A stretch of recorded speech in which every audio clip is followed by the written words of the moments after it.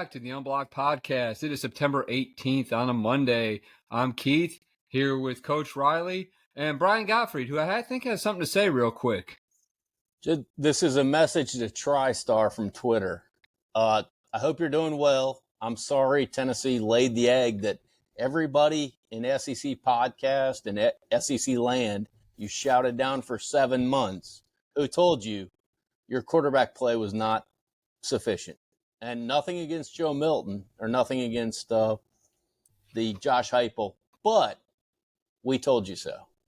And we're laughing at you and hope you don't delete your account. So that's all I got. That's good. All right. Well, getting right into it here. Just so everyone does know, our YouTube channel is up and running, Unblocked Podcast Network.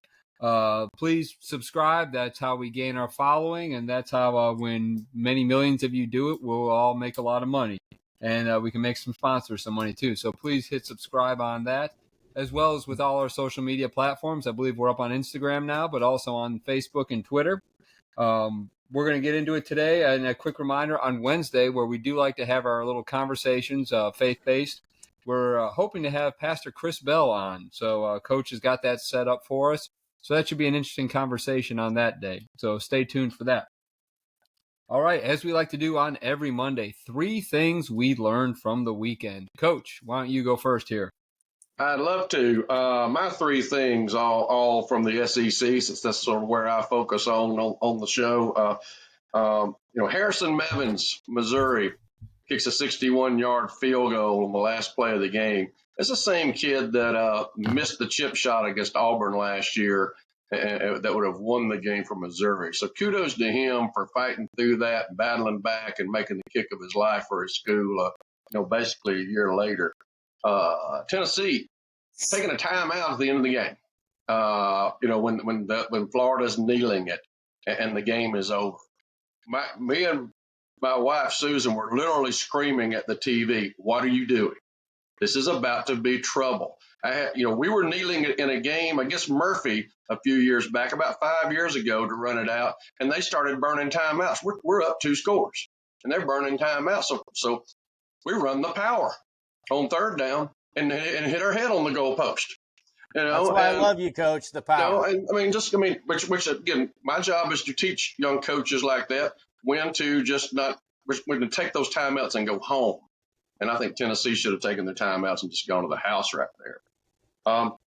Alabama's offensive line, I think, we've talked a lot about the quarterbacks, but again, the offensive line communication doesn't seem to be great at this time. The offensive line, working that, to have a great offensive line, it's got to be a dance step. You got to be in unison. You've got to be all connected, and they don't look all 5 connected all the time. And, and I think that's affected all 3 quarterbacks. Those are my 3. All right, I'll go with mine. We're just going to start off overall. College football was just drunk this weekend. That's the only thing I can figure out. I mean, there were so many games that we looked at, huge point spreads, huge favorites, and everybody who was favored heavily just did not seem on it and did not seem quite focused on it. And it was for a weekend where we expected no excitement. It might have been the most exciting weekend we've had too, because there was just a storyline on every channel you went to that day. I was up from 6 a.m. to 1:15 finishing that Colorado State game. Oh, I mean, it just amazing. Next, Kansas, are they a football school now? Undefeated. Granted, early in the Big 12, but let's see what they can do. Every now and then, they're fairly good. Ever since Mangini was there, hasn't quite been the same. But look, you never know. Big 12 is what it is, and they'll have some tough tests coming up. But right now, they're an undefeated team. And then going on, finally, kind of going off what Coach said there, Tommy Rees, offensive coordinator of Alabama, is he an Icarus? Did he fly too close to the sun, getting his hopes up too high? Going to Alabama. Like Coach said, it's not just quarterback play. Granted, I think a lot can be blamed on the quarterback this weekend, but even offensive line, there is no communication. No one quite seems to understand who's supposed to be where, who's supposed to be blocking who, and is is he in over his head? Are his wings going to melt and he's going to have to come crashing back down? But it's a long season. Bama is still 2-1. They did come out of there with a win. And again, bad weather conditions. You got school first time hosting you, first time Bama going on a road into school like that in a long time. Everyone's up for it. And again, that just goes kind of to the storyline for the weekend. So, Brian, you're up next. Yeah, can I say something real quick, Brian, before you go? Go ahead. Absolutely. I've been talking football. I'm 63 years old, which means I've been talking football for about 62 years. And that is the first time Icarus has been brought up in a football conversation that I've ever had. Kudos to you, Keith. Coach, that's a first. I'm going to write that one down. Coach, what was a quote that you threw out on the group text today about stirring? Everybody needs to hear that one, because literally I was driving back from Biloxi, Mississippi, and with one eye I'm reading that, and I shouldn't be driving looking at my phone. But do not do this, listeners. Yes. But literally, like, I almost had to pull over, and I probably got honked at, but whatever. Yeah, go ahead, Coach. Sure. I mean, but Buddy Nix was my boss at UT Chattanooga for 4 years, and ended up being the general manager for the Buffalo Bills, and had an outstanding career. And we were watching film one night late. He comes in, flips the light on, tells us to go home. We asked him, can we stay 15 more minutes? And he looks at me. He's got this, and Buddy had this real nasal way he speaks. And he looks at me and says, Fred, you can sit by a toilet and stir it with a stick all you want to, but it ain't never going to be soup, boy. And I remembered that my whole life. And I've used that phrase quite often. That's one I'm going to have to use when Harper clogs up the toilet next time she comes down, my little 8-year-old. So, yep, blame the daughters. I see where this is going here. My three things are my alma mater, South Alabama, huge, dominating fashion win against Oklahoma State, Coach. And you want to talk about power and just offensive line, defensive line dominating the push. And they literally wore out the Fighting Gundys. And I'm a big Mike Gundy fan. And I've got a colleague, Clint Bullard, who we bet lobster and steak on the outcome of this. I don't know why I chose this year, but I did pretty well. So I sent him a text. I said I'd like my steaks medium rare. And he obligated. But unfortunately, I've got a bet with another friend for Central Michigan this week. So I hope Kane Womack and the Jaguars bring it again. So, but we hope to have Kane Womack on soon, and President Joe Bonner as well. I reached out to him today, and hope to hear back, because great things are happening at University of South Alabama. It's not just the football team. And I'll tell you, the volleyball team, Coach, like, if you want to watch great volleyball, and I know Keith watches volleyball as well as I do, but the volleyball team this year, hopefully we can get past Florida State in the tournament. I texted some friends from there. Second thing is Mel Tucker's fired. I'm so sick of talking about it. And to my one friend that is a Michigan State fan, that I think she kind of likes me. Maybe she doesn't, but I'm glad for East Lansing and the people of Michigan State. That experiment is over, and some billionaire probably is breathing easier tonight because he was fired with cause. So, my last thing is, had a birthday this weekend and just wanted to thank the Beau Rivage and the Hard Rock Casino, because I met so many great people. Sabina, Jarrett, John and Elizabeth from Tampa, literally could not spend a better birthday as I get older. And Coach, I wanted to ask you, we did the spa. Have you ever done a spa with massage? I have paid for the spa numerous times, but I have not partaken. I was sitting there with mud on my face thinking, what have I become? But it literally, Coach, was an enjoyable experience. And we've got a lot of good friends over in Biloxi, and they do a great job of just taking care of you. And I can't recommend to go over there and watch football at the sports books. Jack Johnson, Carl Johnson does a great job. He's going to join us at some point from Beau Rivage after they get through their hack and everything that's going on over there. So that's my And you were 49, is that correct? No, I think you're. I told my daughter when I hit 40, I started counting down. So okay. So what year were you born? Using math, what year were you born? I'm 32 right now, so that don't count. But go ahead, Keith. All right. Ready to move on whenever my age comes up. Yeah. Moving on. All right, let's get into the college football. As we kind of touched on a couple big things. I'm going to run you through the quick things we learned in the Big 12 and the Big 10. So as I like to call it, breaking down the bigs. We'll go right into the Big 12. Texas, huge win over Alabama at Bryant-Denny Stadium, Tuscaloosa last weekend. Coming home, a feisty Wyoming team. Wyoming gave everything they could. It was 10-10 going into the fourth quarter. Texas finally kind of just warmed down, a couple big plays, a couple big runs, put Texas up 14, and then a pick six at the end to seal it off. Called it a game. The scoreline at 31-10 was completely not an example of how good of a game that really was.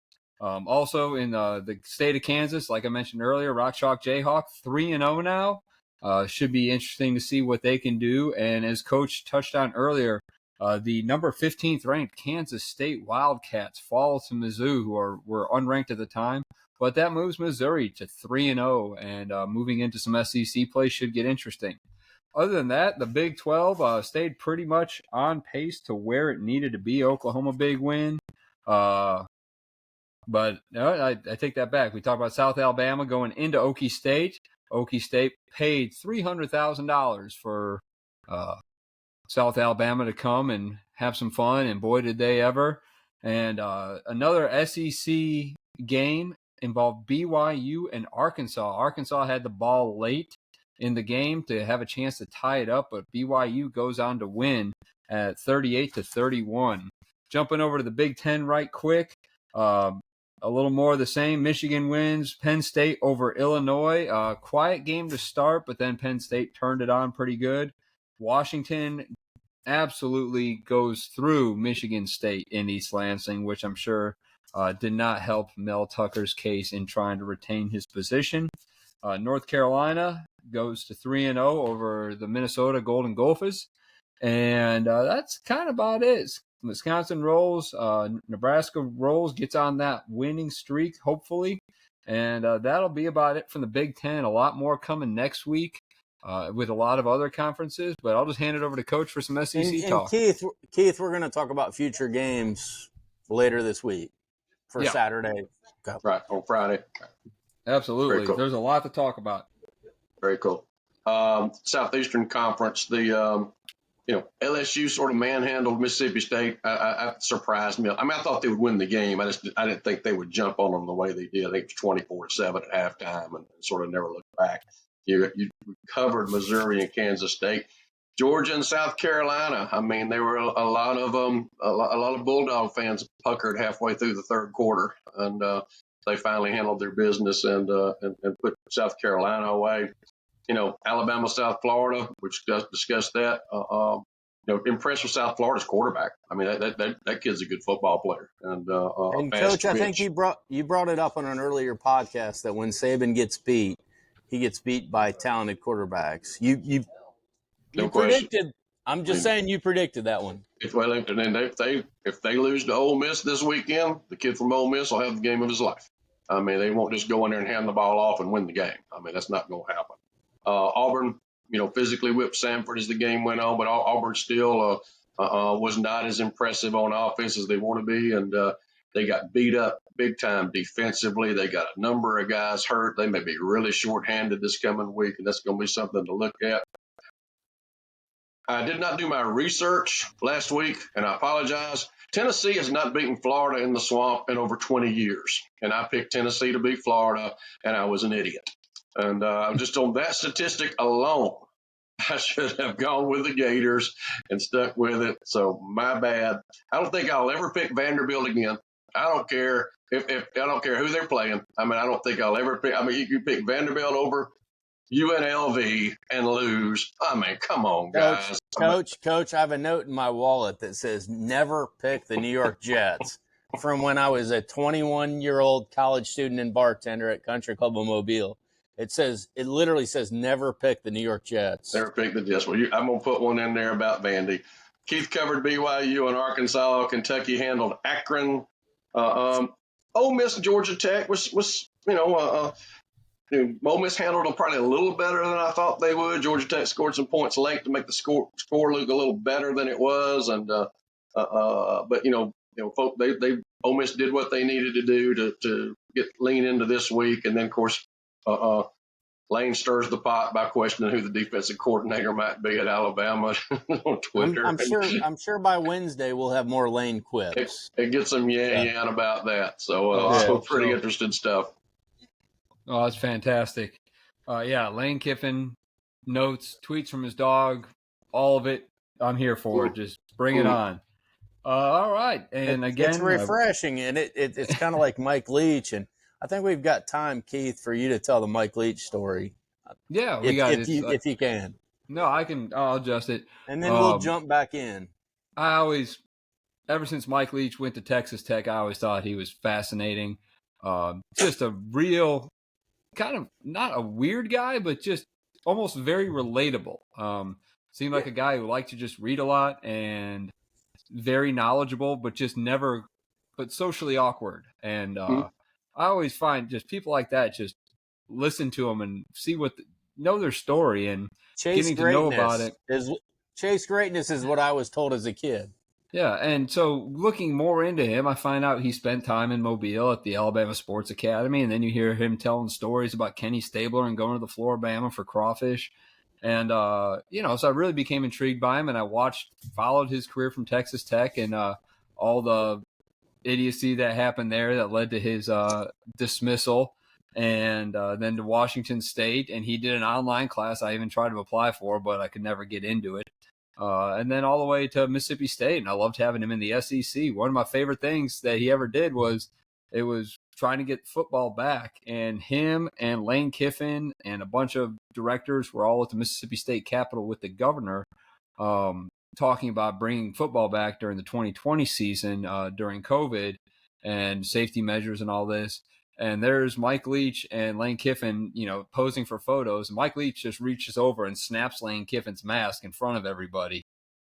Just making a little scene, but just having a good time. He always just seemed to have that lightheartedness to him. He was always very interactive with his players. I remember one year Washington State was horrible, and he made a promise to the students that if they won the Apple Cup, Mike Leach would show up at the bar and buy everyone's drinks. And sure enough, Washington State won the Apple Cup, and about 1:30, Mike Leach rolled in there, picked up everyone's bar tab, bought more drinks for everybody, and just really relatable. So going on that, after his passing, just hearing all the fun stories about him and everything. And I remember there was always a big thing with Texas Tech and his dismissal was the situation with Craig James's son. The students had Mike Leach's back, and that was back in the early days of hashtags and all the internet jargon. And they started coming up with a little slogan just called Craig James killed 5 hookers. Now, that is not a true story, but whenever they were defending Mike Leach, they'd say, yeah, Mike Leach might have done this, but Craig James killed 5 hookers. I mean, who did it worse? So that just became CJK5H, became a little bit of a joke. And anyway, when Mike Leach, after he wrote one of his latest books, every time he signed it for people he knew as an inside joke, he would sign it, to my friend CJK5H. So I'm going to kind of move real quick. So after he passed away, I got a pirate skull, and then in his handwriting that I took from one of the books, someone shared a picture of it. I got in his handwriting the CJK5H. So I just had my local girl in town. I said, I want a pirate skull this big and this, and she came up with that. So that's my little Mike Leach memory story, and hope you all enjoyed that. Well, very cool. I enjoyed that, and I'll tell you my Mike Leach story is literally we've got so many mutual friends, and I had a chance to go watch him or watch Lane Kiffin at Ole Miss, and I chose Lane Kiffin at Ole Miss against Texas A&M, and Still regret that to this day, because I wanted to, through Matty Dudek, who worked at Michigan, and he worked in Starksville. The cowbells, it kind of hurts my ears, Coach, but I chose the wrong thing, knowing what I know now. And one thing that I've always said about coaches is, and beware of the coach who has no play sheet, or his play sheet is about this big, because that means that guy has heart knowledge of his offense. It ain't head knowledge. He knows what he wants to do. He sees it and he goes with it. Paul Johnson, Mike Leach, those guys. I would tell our guys in high school, if the guy on the other sideline, offensive coordinator, has a big old thing hanging from his belt with all kinds of stuff on it, we're about to whip their tails, because they ain't got time to get to all that stuff. And those kind of guys will wear you out. The thing that I find fascinating about his career, Coach, and you can probably expand upon that, he took every bad job all over the country and was successful. And with limits on budget, with limits on assistant coaches, and Coach, I think you did that at Davidson, to an extent. Well, I mean, when I went there as an assistant, when Glenn Vickery was the head coach, and I went in there with Glenn his second year, I think they had gone 1-9 the previous year, and they hadn't really ever won a region championship at all. And so he started that, and then we win our first region championship in 2002, and then Glenn leaves. I take the head coaching job, and we have a great run. But you're right. I mean, we were unlike anybody else in the highest classification in the state in terms of facilities, practice facilities, having all your coaches on campus. We played Prattville in the playoffs and find out that Prattville, all of their coaches, they had substitute teachers for them in the playoffs, so all they could do is work on football. I had guys teaching IB English during the day and running to football practice after the bell rang at the end of the day. So there were some guys did some amazing things there, and there were a few minor miracles that occurred for us to win as many games as we did. And one thing we've talked about is how Dr. Moore-Wessel helped you in the Davidson days. And I obviously called on her for a lot of years. Great physician, great orthopedic physician. Can you expand upon that a little bit?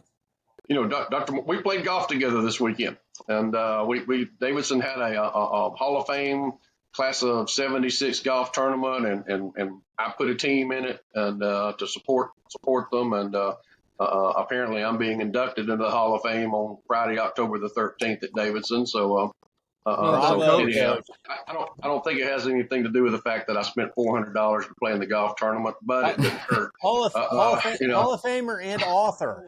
Yeah, Hall of Famer and author. And But Dr. Moore-Wessel, I got Dr. Moore-Wessel, had A.W. Ferris, who I mentioned to Keath a while ago, and Kelly Eubanks, both guys who had worked for me. But we played together and had a great time. And and Dr. Moore-Wessel, I think in 18 holes, did not contribute one shot in the scramble, not one. And we had her to hit from the red tees, and it didn't matter. And she comes up and apologizes after the round, says, "I'm so sorry." So look, if I wanted to put together a team to win, I could have put together a team to win. I wanted to put together a team of people I wanted to play. You could have grabbed Keath to win. And, exactly. And we start, we're playing for bigger door prizes. I may call on it. But Dr. Moore-Wessel, when I had gone through my divorce in 2005 and was about to be broke, homeless, and trying to live on $400 a month. And I was in dire straits. And I get a call, and she says her and Jack, her husband, want to meet with me. So I go over to the house over by the country club and go in and sit down. And they said, "Look, we understand where you are. We understand what's going on, and we want you to live with us." Pardon? Yes, we want you to live with us as long as you need to, till you get on your feet financially. Your children, my children were 12, 10, 8, and 6 at the time. They can come stay with us. This is their home, just like it's your home. Full of maid service, full of everything. Breakfast is at this time, dinner's at this time. Her house is a mile from work, so all of a sudden gas money's not as big a deal. And they basically rescued me for that until I was able to financially get on my feet and afford somewhere to live. And I mean, I'll obviously never ever forget that. I mean, we all, cross people's lives that you have no idea how that they're going to impact your life down the road. You're just friends, your coworkers, and all of a sudden, sometimes the least likeliest person steps up to the plate and has your back. And that was one of those cases, because Dr. Orwistle's a gruff lady now. I mean, I'm sure she wore you out a few times about knee braces and stuff. I mean, she don't play. Her and Dr. DeCampos over in Pensacola were not fans of Brian Gottfried, unfortunately. But what she did for Davidson High School, I always recognized, and I think my company recognized that. And anytime that they'd come back at me, I'd be like, you don't understand. These big orthopedic groups were not helping the public schools. The free surgery she did for kids, I mean, just but the kids that have no insurance, she just go in there and take care of. And literally, it was amazing. She'd get some of her staff to call, and they'd be like, what does this cost? And a lot of times I had the budget enough to help. And I always tried to help the public schools because just they didn't have the budget. And, like where I could, I always tried to help the public schools. Unfortunately, I think at the time I was calling on 78 high schools. So, you kind of had to balance. In anything that you're going to be successful in, just like what we're doing now, or Davidson during that time, you have to surround yourself with like-minded people.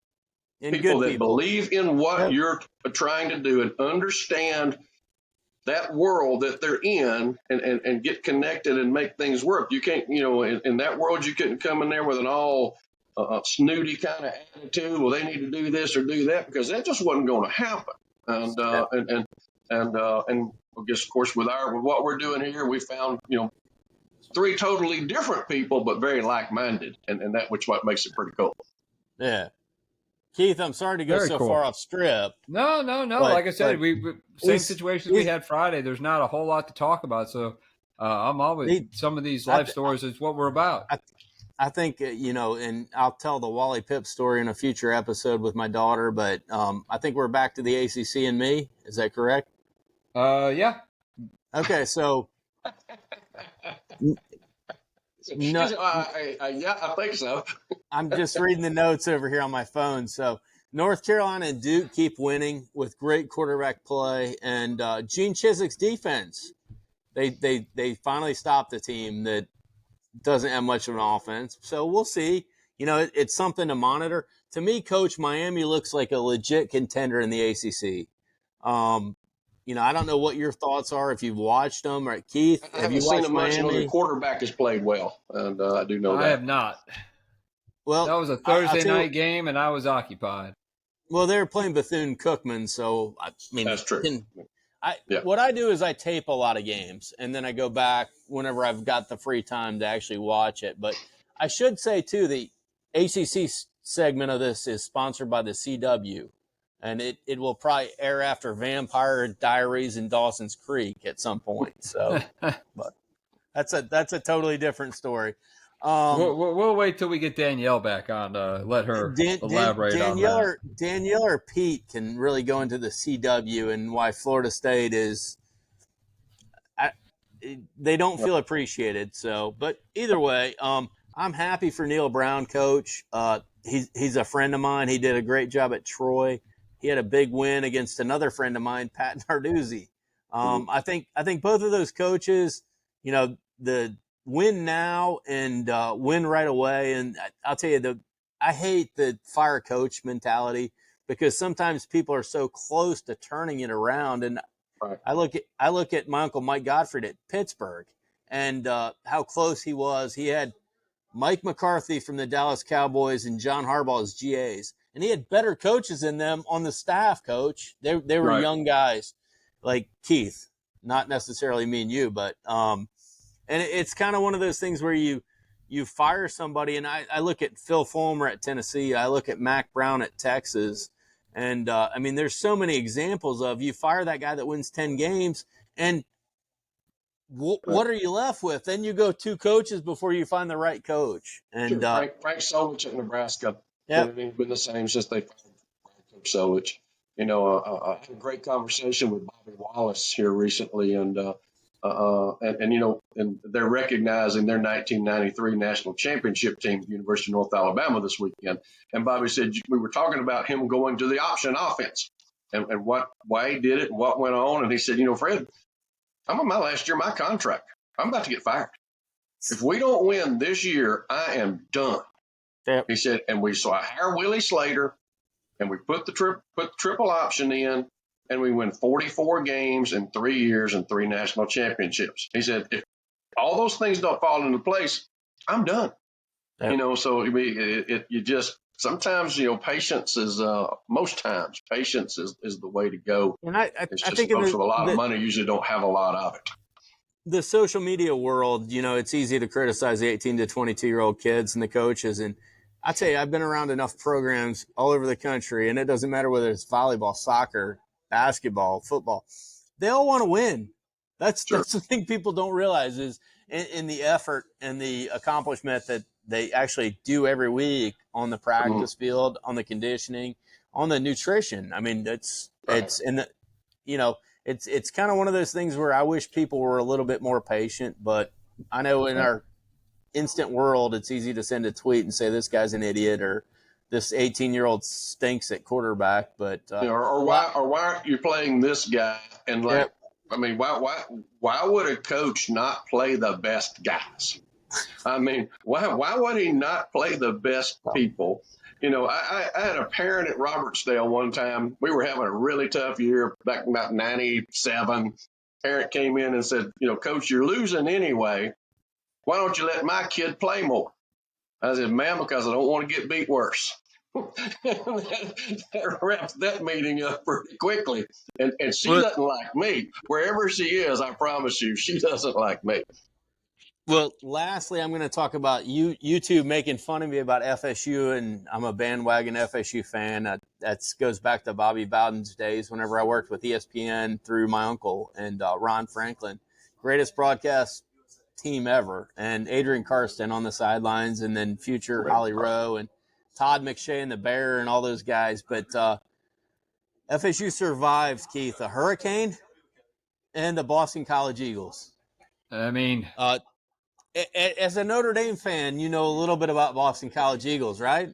I do, and I was at both those games. 1992, we hosted Florida State, coming in as the number 1 team in the country, beat them, and then the following week, Boston College comes in, and that's before the student section expanded, and my seats were right behind the north end zone. Touchdown Jesus to my back, and watched Boston College kick a field goal with no time left to take the win. Notre Dame finishes number 2 on the year, and Florida State still wins the national championship. Boston College has a little luck. I still have my ticket stub from both those games. Boston College has a little luck of the Irish, the Catholic Irish of Boston. And, they all the way back to Doug Flutie, coach, whenever I was a young kid. Do you remember that game? I do. That's one of my favorite games to rewatch whenever it comes on the classics. And you held up my book a while ago before we came on, and of my year at Auburn in '82, and we played Boston College and Doug Flutie in the Tangerine Bowl that year, and that season we actually had I got to see live 4 Heisman Trophy winners, Bo Jackson, Rozier, Herschel Walker, Doug Flutie in that stretch. So it was. But we got to see BC. The strangest thing, I tell you the truth, did y'all watch any of the BC Florida State game? I watched the majority of it. It took me 5 minutes to figure out who was who because their uniforms. Uniforms are terrible. BC wore white at home. Terrible. And Florida State wore garnet on the road, and their helmets were, and they looked identical. And until they showed up close and you could see the spear on Florida State's helmet, I wasn't sure who had the ball. I almost wanted to text my friends that are over there on staff and just say, "Don't do this again." But I think Twitter kind of they settle a lot of those social issues, and I can't think of anybody that said, "I love Florida State's uniforms. this game's great, you know. Yeah. But to me, Coach, it goes back to John Smith, who I played baseball for in Crestline, Ohio, and he used to say, "I don't care if it's ugly, if it's pretty, it's a W. No question.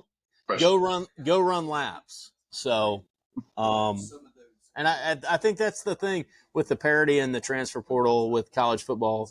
You literally survive, especially on the road. You know, right.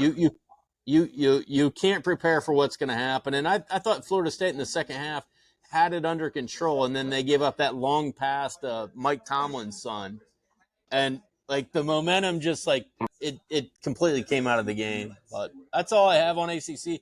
Looking forward to the games this week, though. No question. All right. Well, we'll move on real quick. Now, I appreciate all the commentary, guys. This has been great storytelling time. Not much going on to review, but always great to fill some time and share these stories because, again, that's what we want this podcast to be about: positive, uplifting stories, the people we've met, the impact they've had on us. We'll get right into. We'll do a full NFL review come middle of this week after we have a chat with Pastor Chris Bell. But we'll get into what's going on tonight. Currently, we've got the Saints at Carolina. Saints have the ball down 3-0. I got the game on right here. Scary scene just happened as the Saints were driving. Deshaun Williams got slammed. Deshaun Williams rolled over Trevor Pennington, and who went down right into the back of Shaq Thompson's leg at the end of a play. So Shaq Thompson getting carted off the field about 5-10 minutes ago. I caught that, and our prayers are with anybody that has an injury. Those things are so tough to overcome. It was almost people on the ground. Yeah, I mean, and this was, it wasn't even middle of the play. It seemed like the play was just about over, and it was just a little residual effect there. But tough look, came in straight from behind him, and just you saw that knee buckle. So hopefully, we can hope it's just a scare, but unfortunately, things like this always kind of have a way of playing out. A little notes on closer to home. Bryce Young did take the team down for a field goal in his opening drive, so positive look there. Panthers look decent. Saints about to kick a field goal now, but Bryce Young, 3 for 5, 22 yards, so pretty average. Good for him. And then we got Cleveland at Pittsburgh tonight. Cleveland coming off a huge win against now 0-2 Cincinnati. And Pittsburgh coming off an embarrassing loss in week 1. We see you. Can you see that? We see. Okay, so. We can see it better than you can. Big road win for my Ravens. So yeah. So that was well done, well played by the Baltimore Ravens. I think we know somebody up there. Before we wrap up, Keith, can you kind of give us a breakdown of Notre Dame, Ohio State? Maybe a minute or minute and a half? Yeah, I'll be happy to. I was going to kind of get to that a little later, but we can go to it now. Look, Irish looking good. Last year, Ohio State was heavily favored. We opened the season at the Horseshoe. No one from Notre Dame was expecting much, yet we went in there. We kept it competitive. It turned out exactly like we all thought, but there was a glimmer of hope there. Marcus Freeman's first game in charge. Quarterback, injuries in the very first quarter. Tyler Buckner goes down. You're bringing in a backup. So this year is going to be a completely different story. The Irish are looking good. Again, the defensive line and the run game, it still has me questioning things. But they're clicking, and Sam Hartman, like I mentioned last week, is just so comforting for any Irish fan out there watching a quarterback with experience and maturity. I mean, he is, 35? But he is just poised and calm and decisive making in his decisions. So I haven't quite looked at what the professionals are thinking, but, coming into Notre Dame, we have a history of having, even under Brian Kelly, having big wins there. But, we've had Clemson come to our house twice and take care of business while they were highly ranked. So why not Ohio State? But you've got touchdown Jesus, and as a Catholic, I will be the biggest Notre Dame fan this week. I mean, it's a lot of things. night game too, so it should be definitely something that don't try to message me in the middle of the day, because I will be up early watching the Premier League, and then a couple beers, and then I'll be taking a nap. Make sure I can make it all the way through that game. And real quick, speaking of late games, does anyone want to touch on the madness that we witnessed out in Boulder? Coach, I know you were already asleep because we texted about it. I was. I watched the first half, and and I had a prop ready to go tonight, and it didn't look like I was going to be able to use it, but I knew sooner or later one of you would bring up Colorado. Coach, there we go. I love it. And I would those the Dion sunglasses? I would have to break out my Dion sunglasses, because I knew you wouldn't be able to stand it. Somebody would have to bring them suckers up. I can literally finish the show with you, Coach. So there you go. It was. I ended up making it through that entire game. I couldn't believe what I was watching. And one thing I did not realize is Colorado State had a bye week last week, so they have been 100% focused and watching everything that Colorado's done. And credit to was it Mike Norvell there, the coach, and Jay Norvell. Jay Norvell. And his attention to detail. He had his team ready to go, even talking a little bit. But wait, as Lee Corso says, not so fast, my friend. I mean, a better team won. They were the more undisciplined team, and coach, penalties will kill you. Oh, it was awful. He had 100 yards in the first half. 180 yards and 18 penalties or something. And I think they let their emotions get the best of them a little bit. Yeah, and exactly. Even social media, half of social media is wearing out the safety who hit the 100 kid on the sideline. Yep. I mean, let's play football, guys. I mean, you're going down the sideline in the two deep coverage. Guess what? The safety's going to knock you unconscious every now and then. That is just part of the deal. They have literally called out that guy's mom, and and giving out her phone number. But I mean, that's the downside of social media, is when you don't treat it as a positive, and tweet at recruits or whatever, or figure out people masking. I can't see you guys with these, but I'm like Brian Gottfried right now. I only have this lens I can see out of, but this one I'm not. Keath is not even on the screen. Okay, well, I'll tell you, I want to thank you both. When this idea came to me many weeks ago, probably 2-3 weeks ago, I don't know when I called Keath and when I called Coach, but I've had so much fun with this and just telling people about it, and to have enthusiasm for anything in life is that's the key. And just energy. Like, I kind of put my shoulders back, even not this one, but this one, and kind of walk a little bit more straight upright to say that I'm part of Unblocked podcast. And I thank you guys both for your contributions to this point. Our pleasure. Something I look forward to getting into, and you're going on with the social media part. And I'm hopefully going to have mental health specialist, specifically looking at sports and athletes, come on and have a little chat with us too about, you hear a lot these days, people are missing events for missing practice time, personal reasons. And this is something we can get into there, but something I was thinking with social media, and let's just be honest here, the average fan is a schmuck. They will look for all the ways just to sit behind a wall, sit behind a keyboard, sit somewhere where they have no consequences, and find everything about you, and sometimes say the most horrid and vile things to you, and involve everyone from your mother to your family, your children. So sometimes when these people say they have personal issues, the truth always comes out in the end. If they are BSing us because they just don't want to practice, they don't want to play, we'll find out. But I always try to give them the benefit of the doubt, because especially going to Europe and going to some of these European soccer matches, you hear some things and I'm just sitting back like, oh my God. And that's just kind of standard. But if you show a weakness or you say something about your family, there are people out there who will find out about it, and you'll be out there minding your own business. And, you may say, you can call me an SOB all you want, but then you start bringing up like, your mother and her situation, it's like, how do you know about that? That's why. And I've got a story that I want to contribute with my daughter Maddie about that with social media. Back when she was little and a relative was coaching, that like they tried to make it come back on me and tried canceling me, and it was just kind of like came out of left field, and I'm like, do you realize you're arguing with a 7-year-old?